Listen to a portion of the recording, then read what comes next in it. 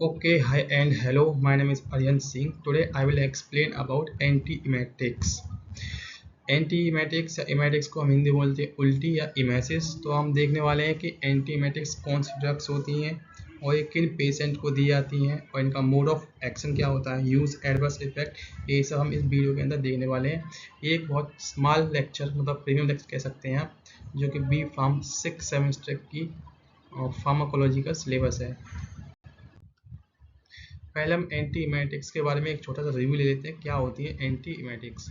These are those drugs that are use to prevent और suppress vomiting. मतलब ये वो ड्रग्स होती हैं जो उल्टियाँ को ख़त्म करने के लिए, रोकने के लिए या उनको दबाने के लिए दी जाती हैं।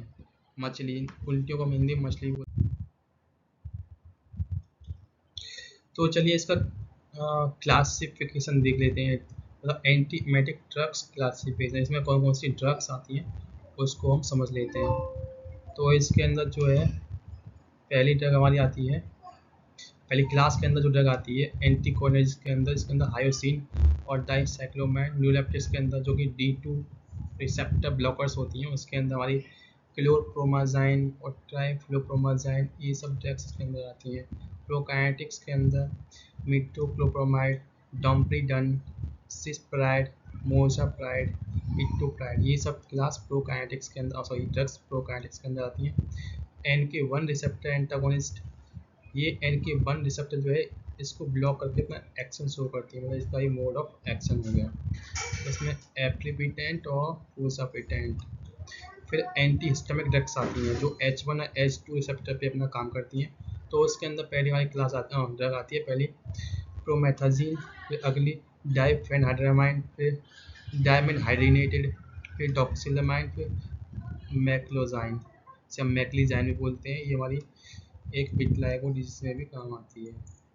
अगली हमारी 5-HT3 एंटागोनिस्ट, मतलब ये हमारी 5-HT3 रिसेप्टर को ब्लॉक करके अपना एक्शन शो करेगी, मतलब ये इसका मोड ऑफ एक्शन हो गया।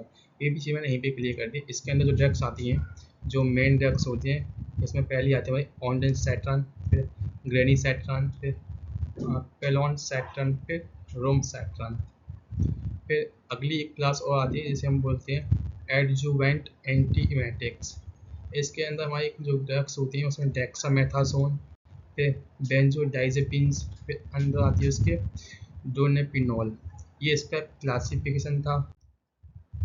मोड ऑफ एक्शन मैंने वहाँ भी क्लियर कर दिया, थोड़ा यहाँ भी बता देता हूँ। जैसे एंटीकोलिनर्जिक क्या करती है, हमारी वेस्टिबुलर एपिटस को क्या है ब्लॉक कर देती हैं। प्रोकाइनेटिक्स तो मैंने अभी क्लियर कर दिया था, एक बार बताता हूँ, ये स्मॉल इंटेस्टाइन की फ्रिक्वेंसी को बढ़ा देती हैं।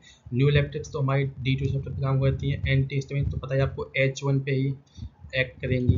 उसके बाद 5-HT3 एंटागोनिस्ट, ये हमारी 5-HT3 जो रिसेप्टर होता है उसको ब्लॉक करके काम करती हैं। और ये कभी कभी हमारी जो इमेटोजेनिक इम्पल्स होती हैं NGIT and their sentry layer, उसको भी ब्लॉक कर देती हैं। तो ये इसका मोड ऑफ एक्शन था। यूजेस देख लेते हैं, मेनली यूज जो होते हैं वो होती हैं, कुछ उनसे हटके और देख लेते हैं। पहला, मोशन सिकनेस में ये काम करती हैं।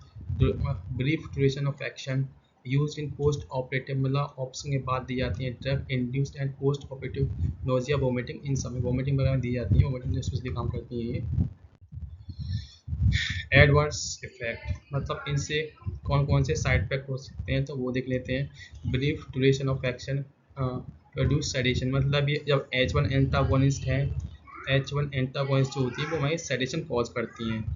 हाइपोटेंशन भी कर सकते हैं, acute muscle dystonia, sedative effect बताई दिया, हेडेक, डिजीनेस, ये सब भी हो सकता है इनको लेने की वजह से।